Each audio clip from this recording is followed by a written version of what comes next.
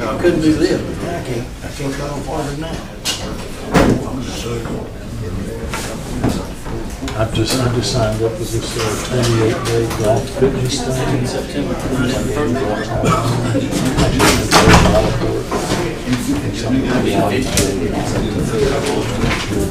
Stretching. That all. Email me that today. I'll let you know how it goes. Yeah.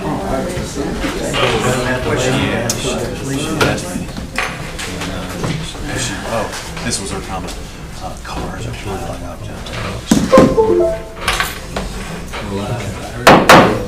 All right, ladies and gentlemen, it is Tuesday, June 13th. I'd like to call the meeting to order for the Upson County Board of Commissioners. And so at this time, if you would, please rise for our invocation, followed by our pledge. Let us pray. Father, we thank you for this day, and we thank you for another opportunity to gather and meet. And Lord, we ask that you be in the midst, and we ask that you lead, guide, and direct us. God, we ask that you forgive us of all of our sins and wrongdoings. And Lord, we give you thanks, glory, and honor for all that you do and all that you have done. These blessings and others we ask in your Son, Jesus' name. Amen. Amen. If you join in the pledge. I pledge allegiance to the flag of the United States of America and to the republic for which it stands, one nation, under God, indivisible, with liberty and justice for all. Please be seated.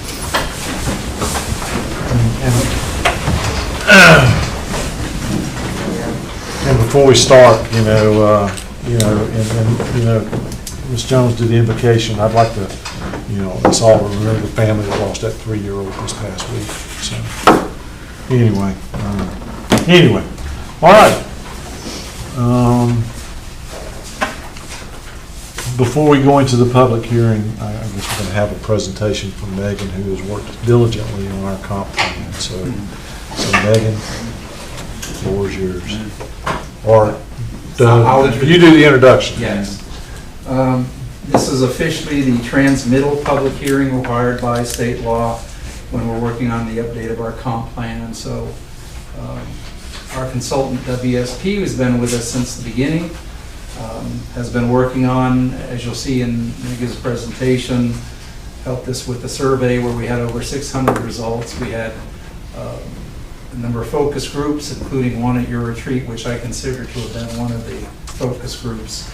And then we recently had the open house. So we're trying to garner as much participation by the community as we can. We're wrapping it up, something that started last October. And I'll see you again about 5 years after we get our response back from the state and then actually adopt the updated comprehensive plan by resolution, which I guess will be in about 40 days. We still have next Tuesday, the city of Thomaston will be holding their public hearing. So that'll be the last public hearing. Verbally, we were told by Yatesville that they'll consider this to be their public hearing. So, and apparently that's acceptable. So without any further ado, from WSP, our consultant, this is Megan Matici. Thank you, Megan. Thank you, Doug. Much better introduction. Thank you. Is it okay if I stand here and Please. make sure whatever And we are being recorded, so just absolutely. Well, good afternoon, and happy to give an update on the comprehensive plan, the process that we've gone through, all the public feedback, and where we're at this point. So, as Doug was saying, this second public hearing is one of the requirements of DCA as part of the process. And so, it's really, our purpose today is to brief the community and you all on the plan, the process that we went through, both public involvement and plan preparation, and also provide an opportunity for anyone to give feedback on the plan as well. And again, one part that we want to mention as well is that, the plan will be submitted following, this hearing and the hearing for Thomaston next week, and by incorporating public feedback. And so once public comments have been addressed, that will be transmitted, and we'll talk a bit more about the transmittal process a bit further on. So, one of the things is the public participation process has been, we've gotten a lot of great feedback. And we had the kickoff meeting in October last year, and concurrent with that kickoff meeting, there was also a community survey that we got, again, over 600 responses. That was great response rate. Those survey questions range from demographic data, feedback on public services, even just general thoughts about where the community can go, and ways to build on what you're already doing here that's doing going well. So the next stage was the focus groups, and so there were 4 different focus groups. One was for the city of Thomaston. We had great feedback from all of these groups, but we also had an agricultural focus group. Real estate and development was another group that we had, and then there was a general focus group just to get feedback from people all over the county. And so those focus groups looked at responses from the community survey to help confirm some of the data points that we were receiving. We also went through an analysis to look at strengths, weaknesses, opportunities, threats, and needs that were seen by those stakeholders. And so from that feedback and the community survey, we were able to really pull together what was identified from the community as needs, opportunities, and really develop that portion of the plan that we'll again get into in a bit. The next stage following focus groups was more on a workshop level, and so we had an open house in May, and that was bringing a draft of the plan, including the maps, to the community for feedback. And so they were able to review the goals and opportunities, review the character area maps, which you can see here and we'll expound upon, as well as the draft of the work plan for the next 5 years. And so, again, today is the county-wide public hearing. Next Tuesday will be the Thomaston public hearing. So following next week's hearing, all of those comments will be addressed, and then transmittal will be done to DCA and the Regional Commission. And so that will occur in June. And then, so there is a deadline for adoption, technically is June 30th. So that will be a tough deadline, but we will be close to that. And I will say the only thing impacted is any grant funding between that deadline and when the plan is approved by DCA. So we're anticipating minimal impacts, but that will be hopefully confirmed early July. So a bit more about the open house that occurred in May. It had both an in-person and virtual component, just so we could get as much feedback as possible. And that virtual open house and corresponding survey ends today.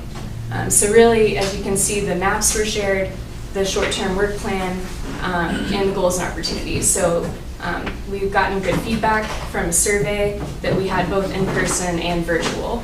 So those comments have been incorporated, and we're mostly supportive of what the plan has included so far. Okay, so a bit more about the comp plan process. We really look at some overarching questions, starting at where is the county and where are you wanting to go? And so there was a lot of analysis for existing conditions with census data. We also looked at the report of accomplishments, which includes the previous comp plan's 5-year work program, just to see where those different tasks are, if they're completed, if they will be carried over to this plan. So that was part of the analysis. The next thing we did, of course, was a big public participation focus, like I described with the survey and focus groups and open house. And then the product that comes from all of that work is the comp plan itself, with goals, character areas, and the new implementation work program. So the comprehensive plan document, just want to give a brief overview of what it entails. Of course, there's an executive summary. The introduction talks about the public participation process that we went through and how the plan itself was developed. Next, we looked at what the community vision is, and that's a summary of needs and opportunities, as well as goals to approach those needs and opportunities. The next chapter is the future development guide, which is the character area map, as well as descriptions of those character areas and what they include. The next chapter 5, again, is the community work plan. So that's the upcoming 5 years of what the county and the cities want to do work plan wise. And then there's also appendix information to look at the previous report of accomplishments, it details on all of the public participation. All of the character area maps are included, and then there's quite a bit of information for existing conditions, analysis of, again, census data and other background information. Okay, so chapter 3 for the community vision, from all of the feedback we received, it really boiled down to 4 overarching themes for the needs and opportunities. And so those are development patterns, resource conservation, social and economic development, and mobility. And so these are just the overall goals, and there's sub-strategies for all of these goals. And so for development patterns, we got a lot of feedback, about maintaining small town character, and wanting to, both enhance downtown, but really, avoid land use conflicts. And so, we did hear a lot in terms of conflicts between agricultural areas and residential areas, and so that was addressed in the plan to support both of those uses. Also a bit about broadband, and so we know there's ongoing work with broadband services, but we expanded upon what that could entail as well to ensure better broadband access. And then again, another thing with development patterns is we heard a lot about code enforcement and how to continue to build upon what the county is doing. And so mobility, we heard a bit about multimodal transport, that is more specific to within the city, and so there's some elements there. Resource conservation is really looking at recreation opportunities, water resources and how to protect what the natural resources are. And again, there's a lot about prime farmland that's included in that to build upon some of the agricultural feedback. And then the final vision theme was social and economic development, and so that has more to do with expanding some social services. We heard a bit about supporting industries and business and job opportunities and growth there. And then intergovernmental coordination was another item that came up, just to build upon again what the city and county are already doing. And the last item for social and economic development was looking at housing, and so there's a good amount of research and feedback on the housing. So the future development guide, which is a good portion of the plan, is both character area maps, and so there's a map for the county overall and for Thomaston and Yatesville. So the map itself really guides future development and is saying, I'll show a bit more about what the character areas include, but it's looking at over the next 20 years what specific areas, what the development patterns are recommended to be. And that also gets updated every 5 years as the plan needs to be updated, but it's really trying to look at long-term development. Okay, so this is the draft updated character areas map.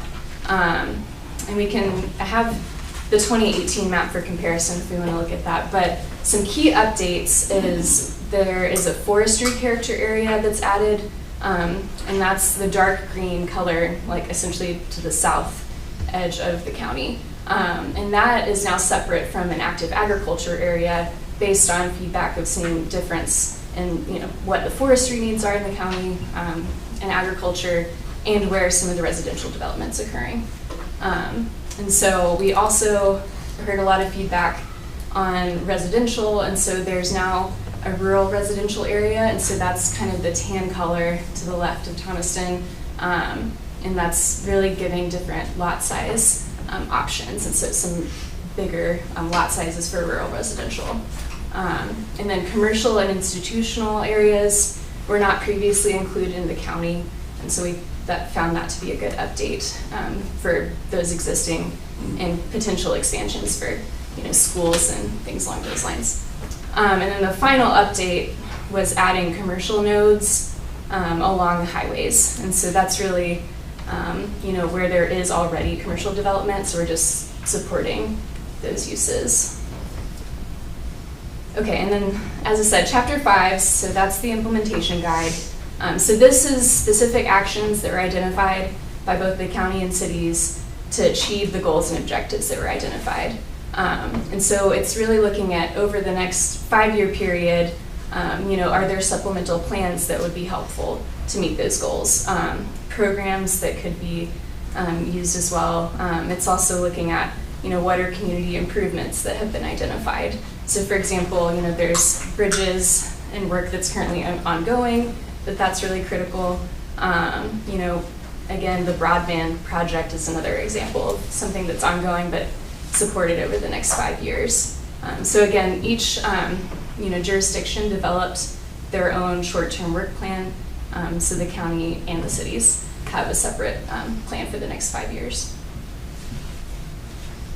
Okay, and so again, to talk a bit about the submittal process, so after this public hearing and next week's, we'll get any feedback from the public, and that will be incorporated into the plan.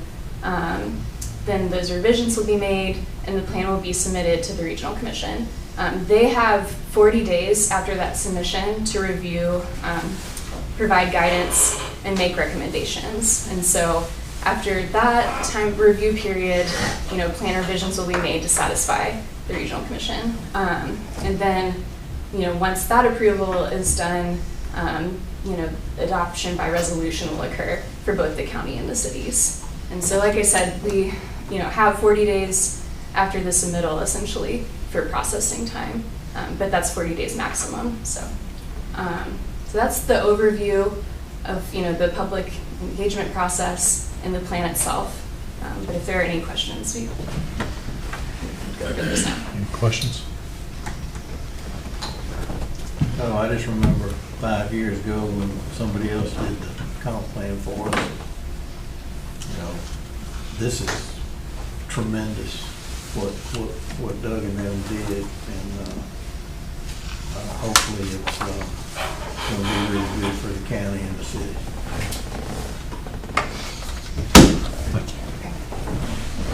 All right. So, thank you for the overview. So now we need to open the public hearing. The purpose of this public hearing is to inform the public that a draft plan is available for review and will be submitted for formal review by the Department of Community Affairs and Three Rivers Region Commission. Those interested in commenting on the plan are encouraged to attend this meeting, and comments will also be received during the 30-day review period. The plan is available on the county website and has been for probably 10 days or so. So, all right, so I need a motion to open the public hearing. So moved. Is there a second? Second. So, all in favor? So, unanimous. So the public hearing is open. Is there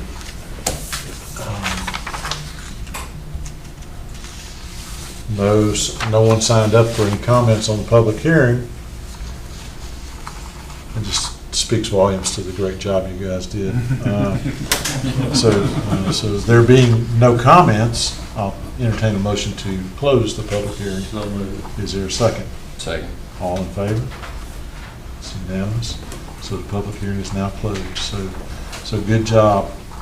All right. Next, public comments. We have none for tonight, so we'll move right along. Gentlemen, tonight on the consent agenda, you have the approval of the May 23rd joint projects meeting minutes, approval of the May 23rd regular meeting minutes, and approval of the June 7th work session meeting minutes. Is there a motion on the consent? So moved. Is there a second? Second. Ms. Jones? Commissioner Ellington? Yes. Commissioner Jones? Yes. Commissioner Wilder? Yes. Commissioner Watson? Yes. Chairman Allen? Yes. Okay, new business, discussion and consideration of project alternates for the Justice Center. Jason, you wanted to, this is kind of a follow-up from our work session the other day. So, Mr. Chairman, and again, I think you got some guidance from Parrish saying that not necessarily any action is required at this meeting, but I thought we would put it on the agenda since it was fresh on our minds from the work session. The one thing I will say is going back to your list of project alternates, a couple of the recommendations we got from Mr. Evans from IPG was to consider adding B18, the 7-inch diameter aluminum window. 7 foot. Or 7 foot, sorry, yeah. That'd be a very tiny window. And I think if you remember his comments, he said it not only added a aesthetic feature, but potentially an enhanced security feature because you can look through and beyond rather than there being a wall. Gives the opportunity for deputies to see more of the corridor. And then the other one he recommended us to consider was B4, where the diagonal grills for the 2 storefront windows. That item B4 had a hard bid amount of $32,714. The previous element that I talked about in the lobby was $18,778.50. Those 2 items, if you chose to include those, would come from contingency and would not change the guaranteed maximum price. Okay, so as we heard from our from Parrish and IPG, the sooner we identify some of these alternates, the better. So I guess I would ask, or do we want to approve one or the other or both? So is there a motion on approval of these alternates? Based on the suggestions? The 2 suggestions? I'll make a motion to Okay. approve. Okay, is there a second? I'll second it. Okay, so discussion? Refresh my memory here now. We talked about, we made no, I mean, we didn't vote on anything. Correct. We went through a bunch of different ones, and I actually, that's not part of my packet right now. If you look back, it's on the other, on the Right, work right. session, if you just want to look at it. Right, did we identify what, I mean, there were some things on there that we said we were gonna do, and there were some things we wasn't. Well, these are the only 2 right now that Recommended. we're recommending that we Okay. move forward with. And that was based on lead time. So, Okay. you know, when Rob was looking back, so I think he took a 2-prong approach. As the architect, what would he recommend putting back? And does it need an immediate decision? And their response was those 2 things would have a pretty long lead time. I guess one, because that window is a very custom item, and I don't remember what he said about the those 2 window shades, but I do remember saying it was a long lead time on something like that. Okay. Okay, and just as a matter of discussion, you know, I talked to the sheriff some more about the doors, because the door was, for the Sally Port doors, those were a big item.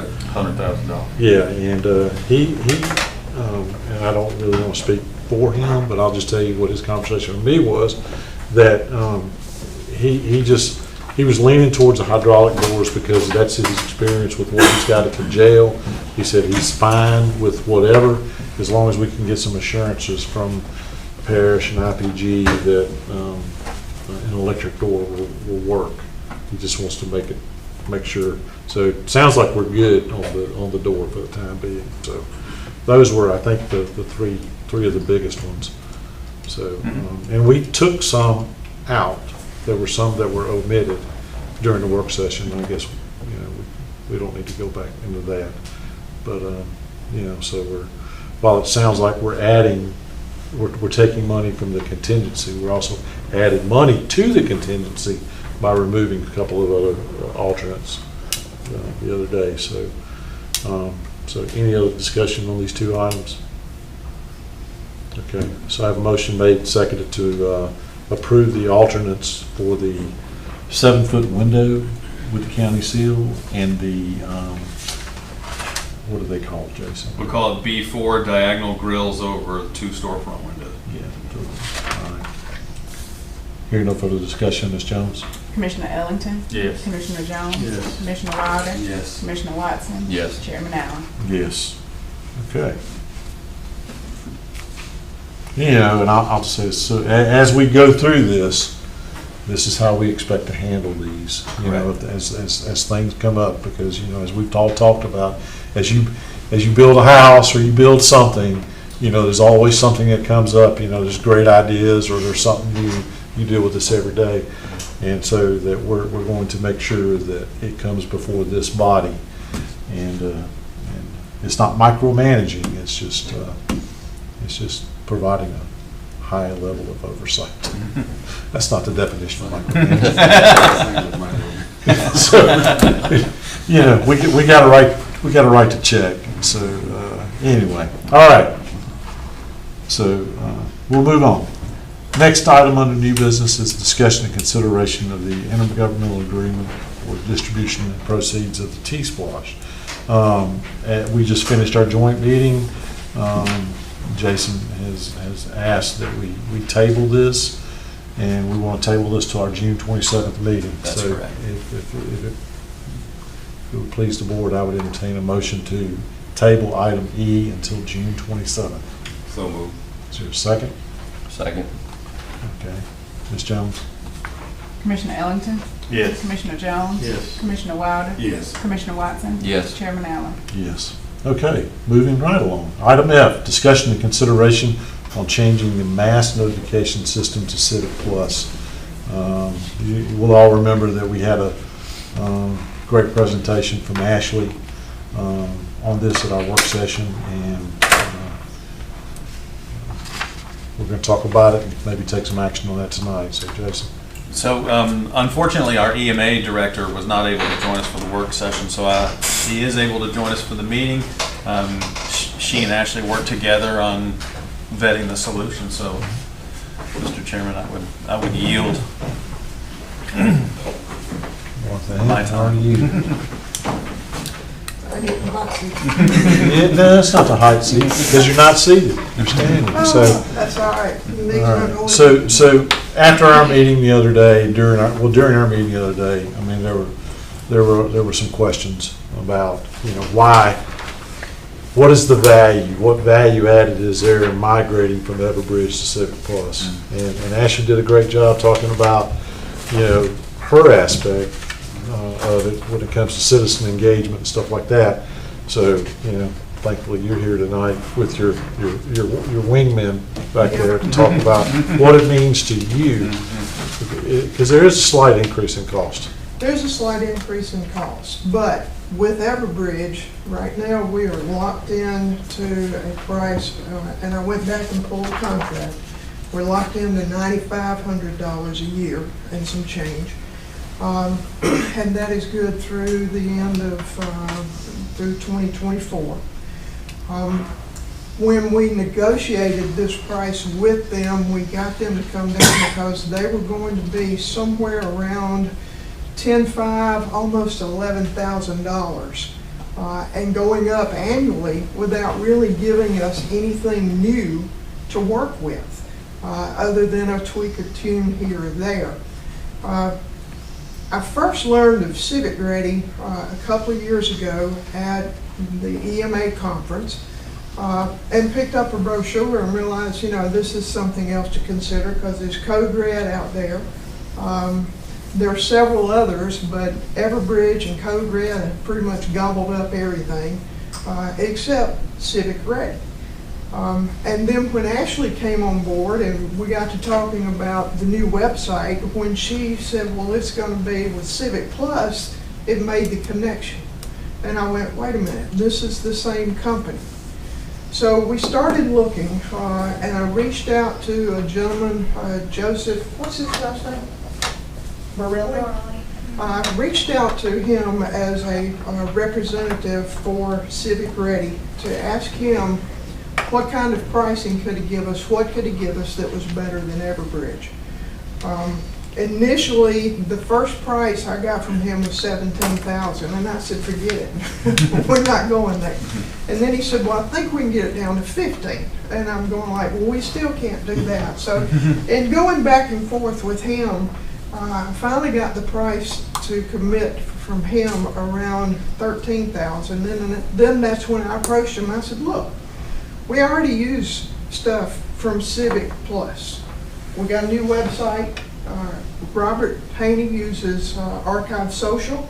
The rec department uses Civic Rec for their stuff out at the Civic Center, registrations out at the pool and such as that. She told me that there's a new Moncito software product that's going to help with the new website. And that's when I went back and approached Joseph and I said, if we're using all these other products, put all our eggs in one basket and give us a better product, a better price on everything. And he went to work and went to bat for us and came back with a price of $10,300 for 3 years. And I said, well, that's something we can look at. Civic Ready is going to give us a more robust program, easier to use, easier so these guys back here can help me use that. It would be much easier for our dispatchers at 911 to learn how to use this as opposed to the Everbridge system. It does have its own little tweaks and tunes. You got to know how to navigate through that.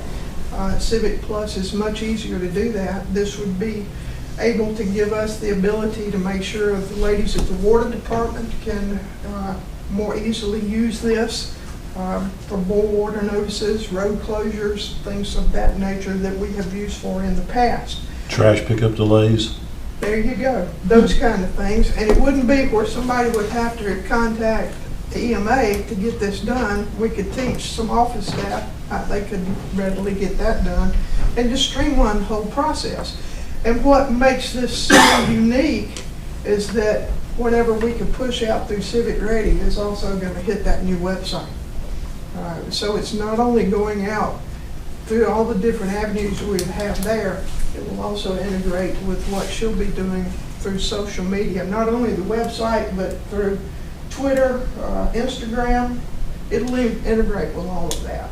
So it's just, it gives us a lot more options, even though it does cost a little bit more. Now, the question was asked, have we had problems with Everbridge? We do have a little bit of a problem here and there, and I've tried to get it straightened out. One of the biggest problems we had was, let me find my notes here. In January, when all the tornadoes were hitting Griffin and we had some around here, we sent out an alert.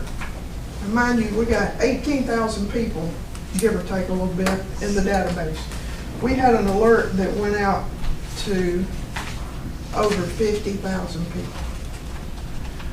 An ID notification should be only 1 or 2 notifications. On that event for January 12th for severe thunderstorm warning, there were 43 notification IDs, and this went out to over 50,000 people. I got calls from people in Massachusetts. I got calls from people in California. Massachusetts. Been there. Got calls from people all over the place, particularly in the Atlanta area, going like, why are you telling me about your severe weather? And when I reached out to them, they still hadn't been able to tell me how that happened. But they've worked to try and improve that. At the same time, we had a tornado watch that went out that day, and it went out on 13 different notification IDs. And again, a huge number of people. And when I asked, how can this be? I got, at that point in time, only 17,000 in the database. How can you call 50,000 people? But anyway, they worked to update that. And what they did tell me was that when they upload and refresh our database, they're doing it with yellow page and white page data. Well, then she also told me they're using a third-party vendor for that. And I think that third-party vendor is using a database that's way older than 1 or 2 years. Maybe some going back and way on back. And then every time they do an update, where we've had numbers that we have taken out of the database, they get put back in. And then the folks are going like, why did you put me back in?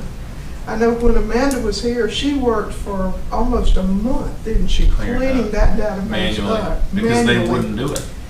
Because we couldn't get the system to clean it for us. But that's been one of the drawbacks with Everbridge. Joseph tells us that that's not going to be a problem with Civic Plus, not at all. So just for that, and just one other thing, Everbridge does have a little bit of a problem. They're trying to figure out what happened. Ron DeSantis fired him. The state of Florida had a contract with them and was over $3 million worth. And April the 20th, somebody sent a message at 4:45 in the morning to millions of Floridians and to let them know this is a test of the emergency wireless system. DeSantis promptly fired him. He broke that contract in a hurry. So they know they've got some glitches and they're trying to work on it, but at the same time, I think we need to approach this. Let's put our eggs in one basket under one umbrella, and I think we're going to get better pricing and better service as we move forward. And it's going to be much easier for everybody to use. What kind of questions you got? How long is this good for? What's this price good for? How many years? He's guaranteed us the 10-3 for 3 years. 3 years. And then he says from that point on, if there's any increases, it's because there would be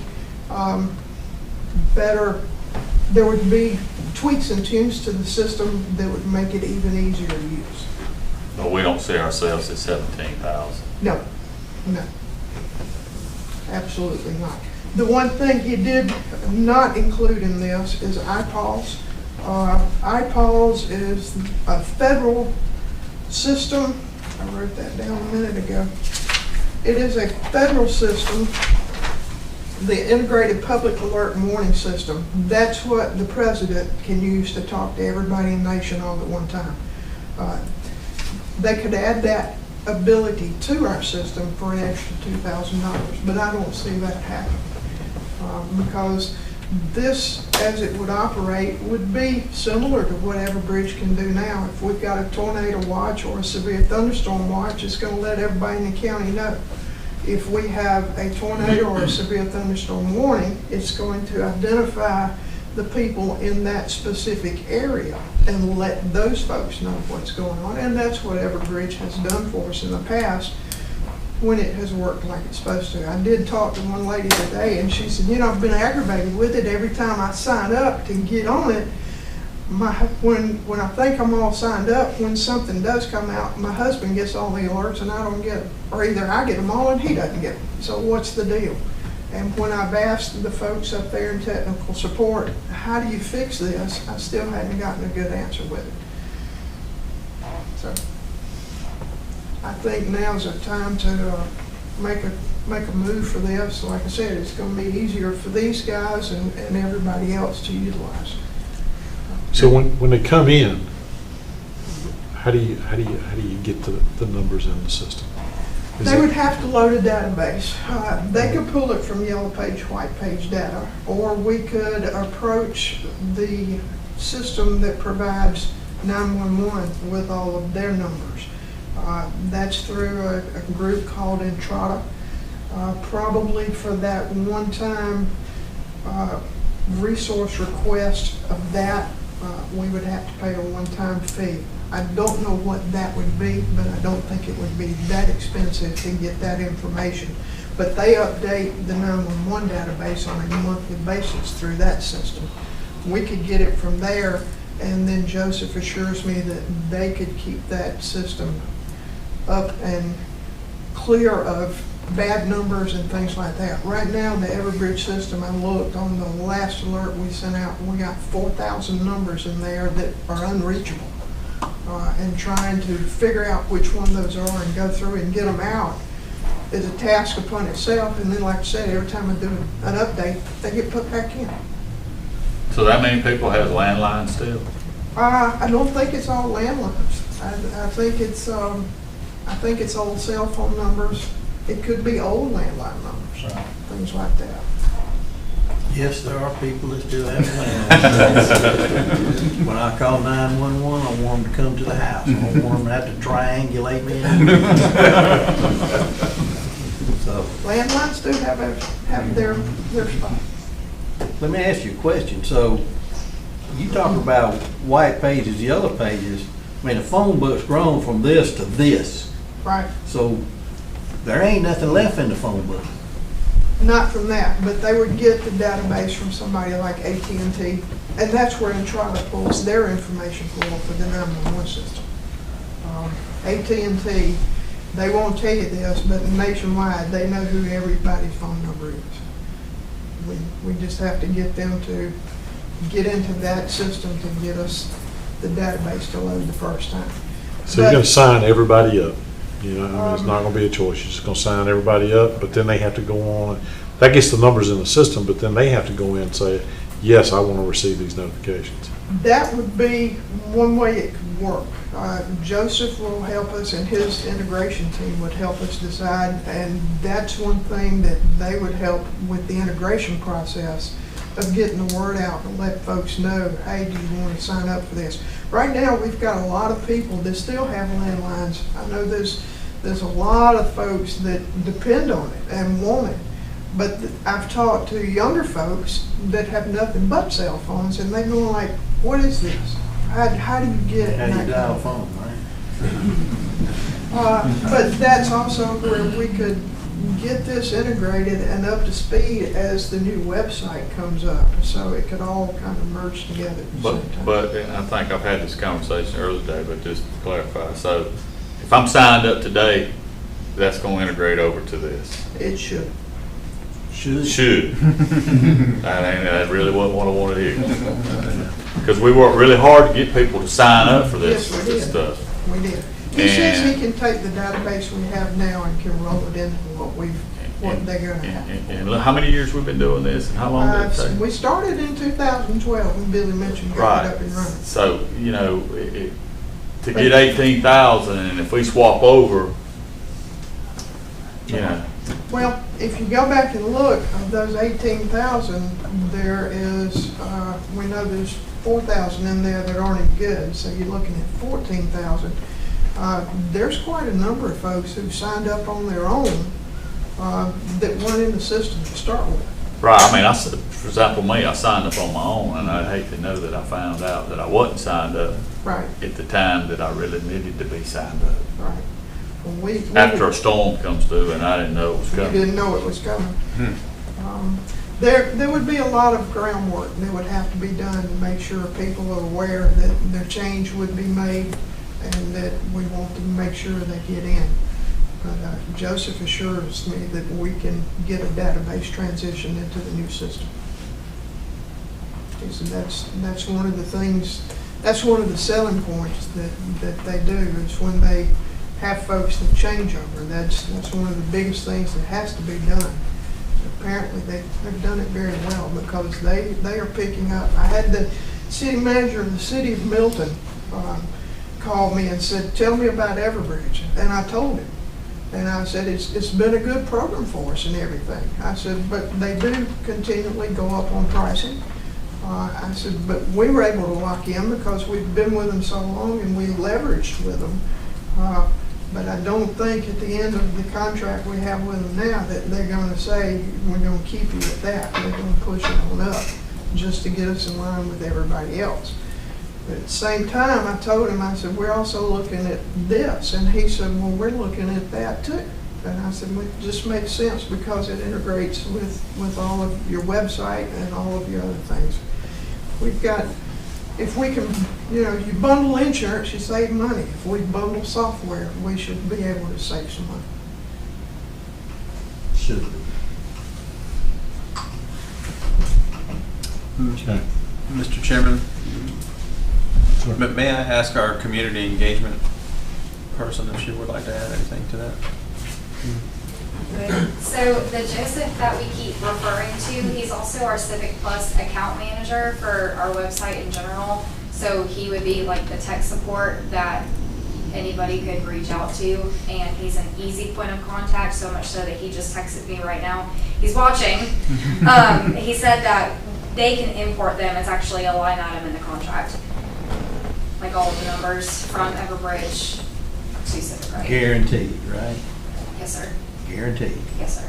So if I get kicked off again, because I got kicked out one time, you know, so. Well, and I'm sure as when we migrate, if we choose to go this route, we migrate, there'll be a lot of testing. Oh, absolutely. Not at 4:30 in the morning. Not Time to go. not 4:30. All right. Any other questions?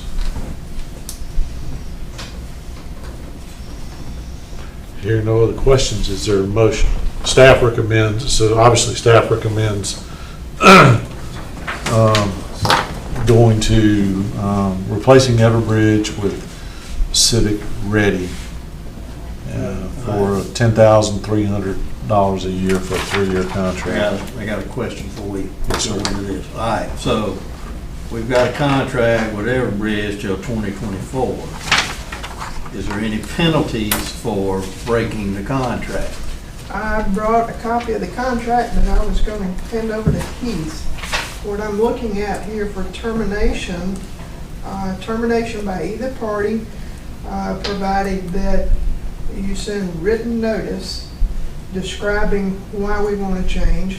And what I would say is we want to change because we want to be able to bundle our cost to save cost. And then in 30 days' notice, give them a second letter of intent not to renew the contract. But that's for legal, that's for legal eyes to look at. So when would you expect to enter into a contract with Civic? We would need to go ahead and start the process of telling Everbridge we're backing out and get that done. What's the go-live date for The new, or the website redesign is supposed to launch in September of this year. I don't know if it's early or late, but it's going to be in September. When we were talking with Joseph, he was saying that depending on when we sign the contract, whatever it needs to be, it just needs to be as soon as possible. They can get it ready to be able to launch altogether. I would like for Keith to read that contract to make sure that if we break it, we ain't gotta pay him X amount of thousands of dollars. That's one reason I printed it to hand to him tonight. Okay, so that we don't have to, I'm just trying to wrap my head around, you know, a path forward so we don't have to come back and talk about this again. So what if we approved, or, well, assuming, I don't know, we'll see if we get a motion and a vote. But one thing we could do, if staff, Heath, you agree with this, is we could approve moving forward with Civic, conditional on being able to, without penalty, terminate the contract with Everbridge. Does that work for y'all? I'm cool with it. So we're not gonna, so we would not approve this migration over unless you come back to us and say, hey, we found out that there is a condition in here that we gotta pay a penalty. What do you want to do then? So, but if there's no, you know, if there's no penalties and we can move forward, then we just move forward. Yeah, because if it, all of a sudden they say, well, in our contract, it says you gotta pay through the end of 2024, so we'd have to pay another $9,000 something dollars. And we're due to give them $9,500 in, is it September, October? It's, usually they send us an invoice like in September, but it's due So like we in can do it October. before September and then got it. Yeah. Okay. So, I'm good with it. all right, so I'll entertain a motion then. I'll make a motion to go ahead and approve the, moving forward with the mass notification system with Civic Plus, contingent on his answer on the Termination. termination. Okay, is there a second? Second. Any further discussion? Hearing no further discussion, I made a motion made and seconded to approve moving forward with the migration to Civic Ready from Everbridge, conditional on us being able to terminate our contract with Everbridge without penalty. That sound right? Okay. Ms. Jones? Commissioner Ellington? Yes. Commissioner Jones? Yes. Commissioner Wilder? Yes. Commissioner Watson? Yes. Chairman Allen? Yes. All right, thank you. All right, make it happen. Invite my son over there, and I'll have a division with the president. Yeah, I hope it So, all right. All right, so, I know, got to move on. Discussion and consideration of the fiscal year '24 public defender contract. Jason, I mean, you and I talked about it a little bit before we came in here. Sure. Really no change from last year to this year. No, our finance officer had confirmed with me that in section Article 4.01, where it says the annual total sum of $400,680 is identical to the previous year. Okay. A little unusual to have a budget from one year to the next come in at the same dollar amount. That's a good thing. I wish it was lower. So they are mid-year budget, that's why we're seeing it. That's right. And as you discussed, we will be seeing the circuit coming to us in the next Right, meeting or two. with requests that don't necessarily show no increase. Yeah. Nice. Okay.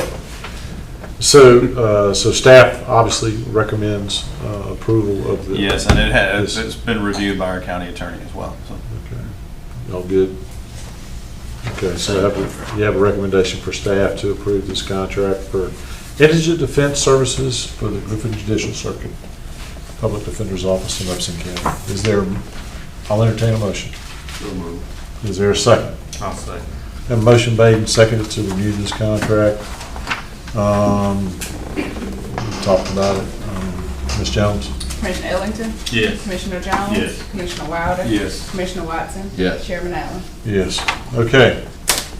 All right, before we get into comments, we do have an executive session on the agenda tonight for real estate and potential litigation. Do not anticipate, correct, that there'll be any actions taken after executive session. For the benefit of everybody that's here, don't want to have to wait for us to come out of executive session to see us take no further action. So with that, we'll go ahead and do comments. And Jason? So 3 things, Mr. Chairman. 1, we had a successful pool reopening today after a couple of incidents that had us closed for a few days. I would just say, see our social media for details, but things went well today. So I know that was a difficult time for staff. We appreciate law enforcement's involvement in helping get some of those situations sorted. You will see a change in operations, and they're clearly detailed in our posts. So we're actually going to be splitting the open swim portions up and dividing them into 2-hour segments with a half-hour closure in between. That's really going to be the main. And then, of course, we're going to see regular patrols made by city and county law enforcement as part of their general patrol duties for the rest of the session. So my personal thanks to the pool staff. I know that was a tough situation, and as you know, some of the incidents involved juveniles, but let's keep in mind that most of our staff are also minors as well. So and they do a great job for us. We're very, very proud of them. So great job getting reopened today. 2 other things related to the Bluff. We had a really great visit from DCA. A couple of their representatives came down to talk about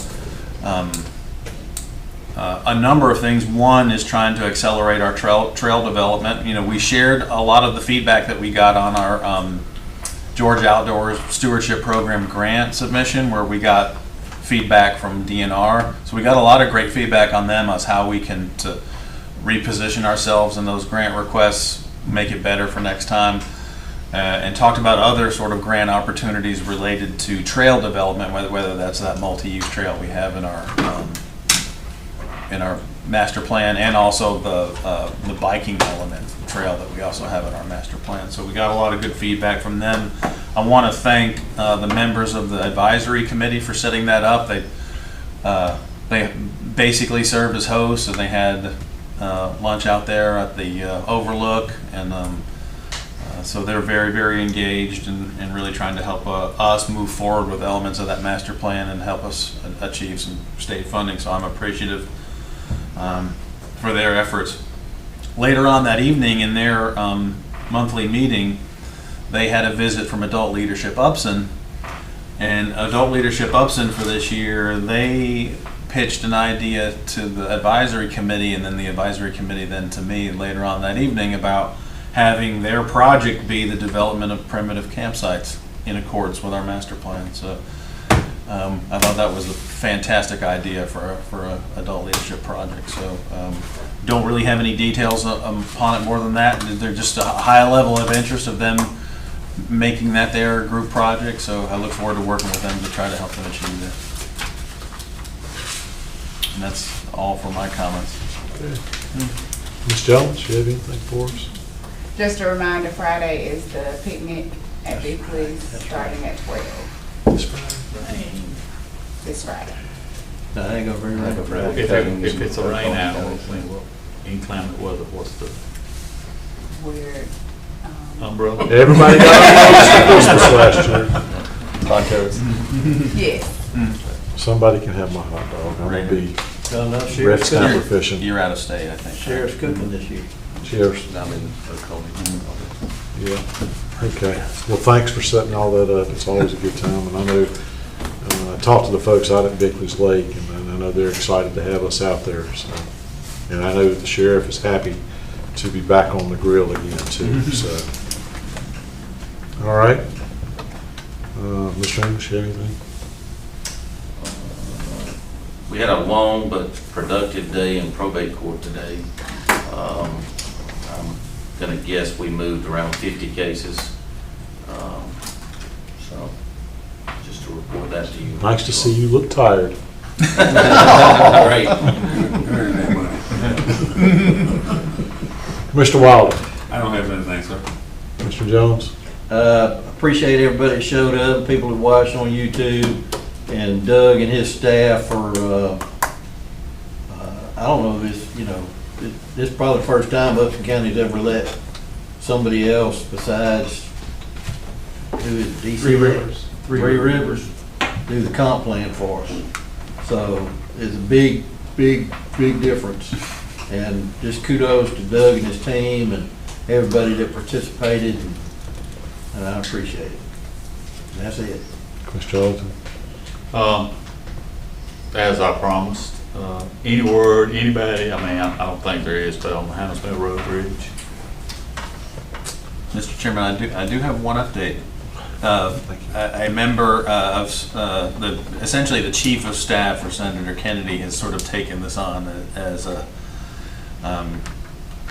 charge, and he contacted me as late as about 10 days ago, bouncing ideas back and forth about looking for alternative funding sources. So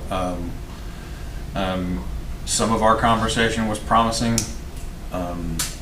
It involved different federal programs that I certainly wasn't aware of that he's researching on our behalf, which I appreciated. But so we do have some of the folks that we that advocate for us, and we advocate too.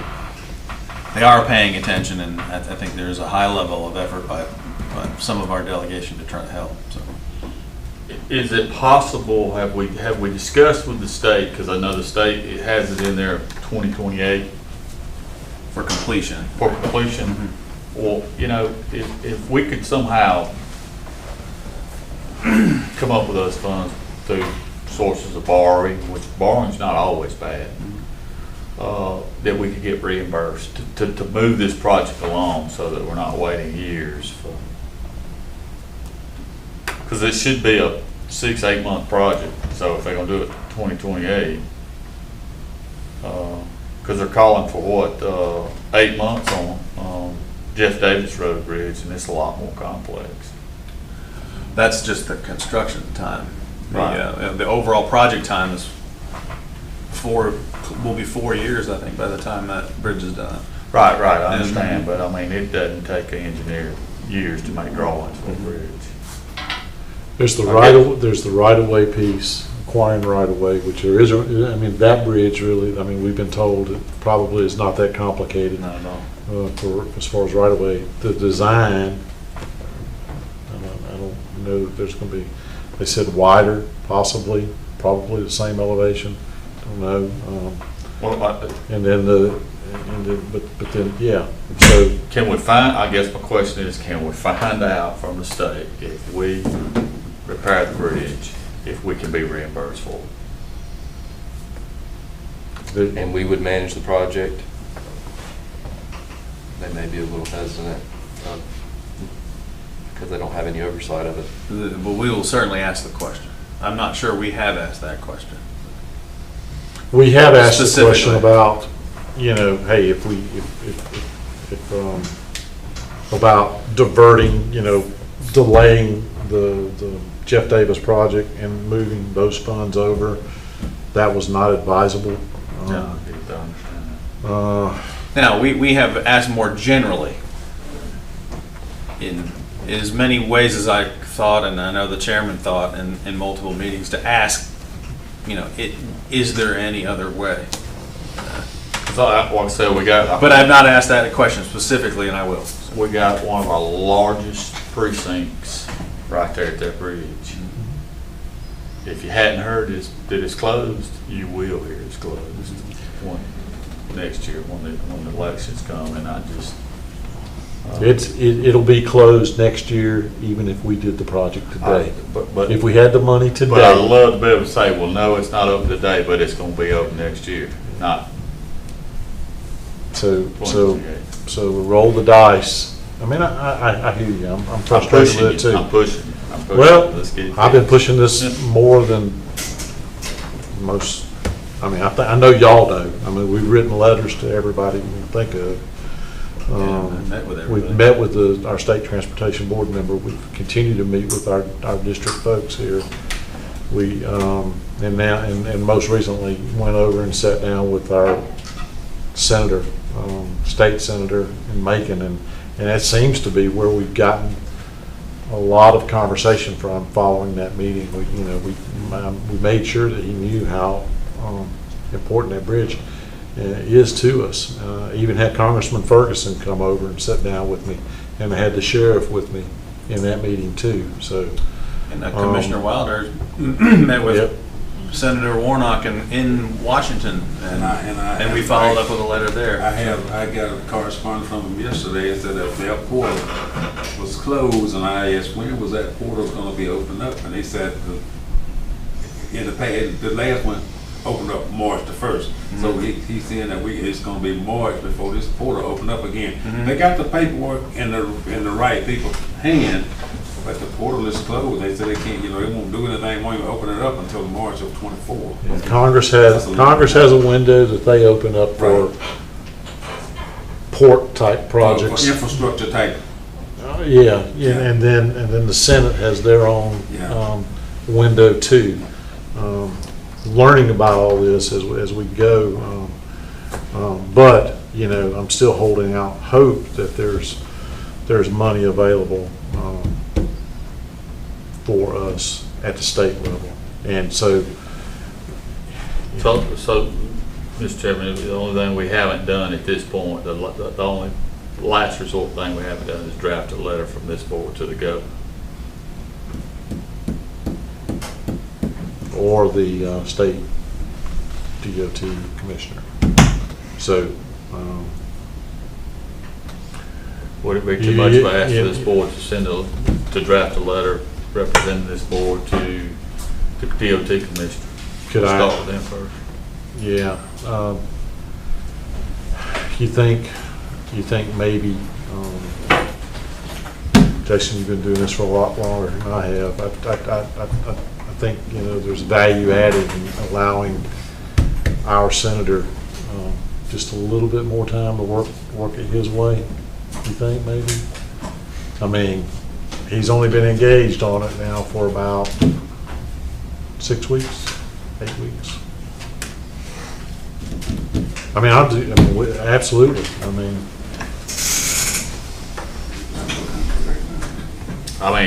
We're at ground zero right now. Yeah. We got a lot of commitments, but no actions. I don't We gotta think keep shaking the tree till something falls out. I don't think it'd hurt working both angles too. Right, because, See what bites.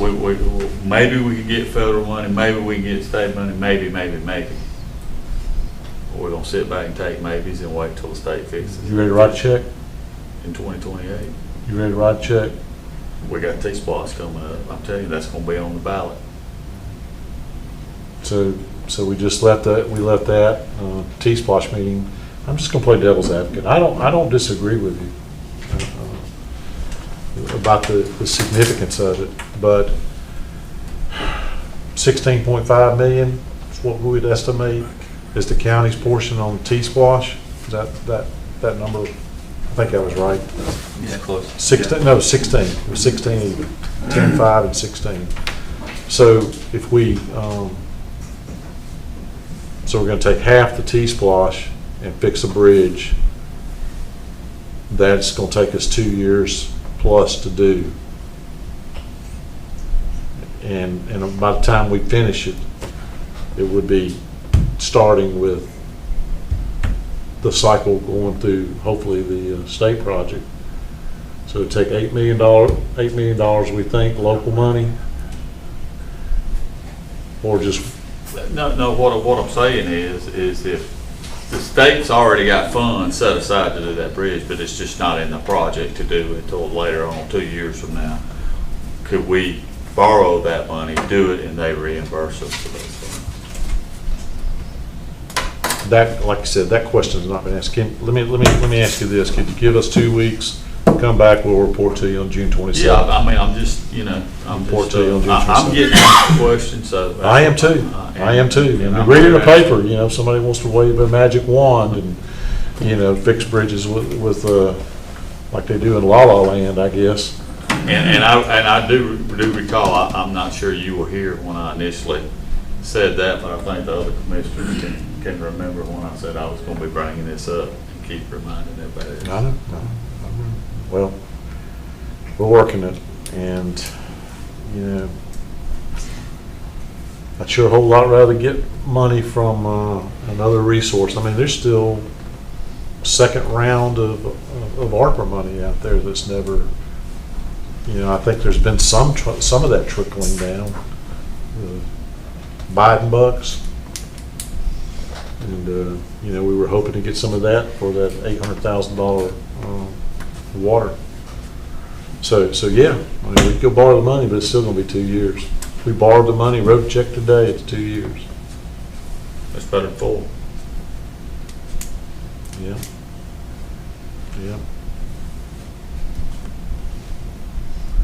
So we got a lot of roads to pave too. All right, but I ain't through yet, so don't shut down. No, I ain't through it either. I'm not through. So like I said, I love these debates we have. All right, what else you got? Well, I just want to say that, I appreciate the staff's, the way the situation was handled, as bad as or the circumstances were on the pool closing, how Jason and the rec staff handled that. I'm sure there's a lot of people out there that says, well, you didn't have to close the pool, you didn't have to do this, but we had to. Well, I want to reiterate what Jason said. A lot of our staff is high school summertime help that runs that pool, and those are young lady, young men, but in my eyes, they're kids. They're school kids, okay? No disrespect to them, they're school kids, and we can't expect them to be put in situations like that. It's just, we're lucky to have those. And I know if if my child was saying, "Hey, Dad, I want to go work at the pool," after a situation like that, I'd say, "No way." Okay, no way. I wouldn't allow them, just for their own safety. So I just want to say thank you to Jason and to staff for handling that. Taking quick action. Getting law enforcement involved. Appreciate the fact that the law enforcement's willing to do what they're going to do, to try to make those checks. I see how they're going to shut the pool down. They scaled that back for the number of people. That was, I think that was a wise thing to do. And I just say thank you to you and your staff for what that was handled. And that's all I got, Mr. Chair. Well, just to follow up on that, I'll keep it short and sweet. When that happened, I sat down with Sheriff Kilgore and leadership from Thompson Police Department, and they are committed to helping over there. And one of the things that is they encouraged us, the leadership and the sheriff encouraged us that anytime there's an issue, and Jason, I mean, this goes basically any county office, call 911. Don't hesitate. But when it comes to the rec programs and the rec facilities, especially the pool, they said if anytime we feel like there may be a situation brewing, go ahead and call 911, and they'll come and they'll intervene, and they're willing to actually do. And I forget what the legal term is, but it's I think it's a no trespass warrant. That they're willing to do that, so that we can start being a little bit more proactive, relying on their resources to come over, so that we don't put our people in situations they don't need to be in. It's anyway. And I would add to that too. They did say even if you just want a presence there, if you feel like something's wrong and you just want a presence there, they still offer for the staff to call 911 just to get someone there, even if there's. Yeah, and it documents. Yeah. It serves as documentation to, we ever start looking at, services that we offer. If it gets to a point where some of these services become higher risk, then what do we do? And I think there's a couple ideas out there floating around that we'll be talking about in the coming months about possibly what maybe we can do next year. That's not the same swimming pool I used to ride my bicycle to when I was that age. But I'll tell you, it was a highlight of my summers for at least 2 or 3 summers going there. And every kid deserves that same opportunity. And I'll just say it the way it is. If your intent is to go there and be disruptive, it's not going to be tolerated. You're gonna be banished or worse. And what I hate for the most is though that, for like Commissioner Ellington stated, that some of these young folks, we have a hard time finding folks. Jason has a hard time finding folks to serve in these jobs. And I think we lost one today. We may have. Maybe. So they don't deserve it. We'll do the very best we can. Jason, appreciate what you've done. Commissioner? I don't have anything. I don't have anything to add to that other than this is not La La Land. This is real world. We deal with it. We have a responsibility to provide services and pay for those services. And when I got elected, nobody gave me a magic wand. That said, there being nothing else, can I have a motion to go into executive session for real estate and personnel? So moved. Is there a second? Second. All right, thank y'all. We're still live.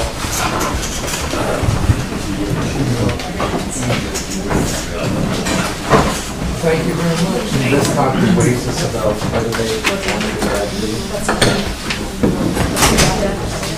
Alan, what's your contract? Thank you. Safe drive, young ladies. You mean the amount? You pushed me over Oh, there. Who do you need this? It's in here. Well, the city's not. It's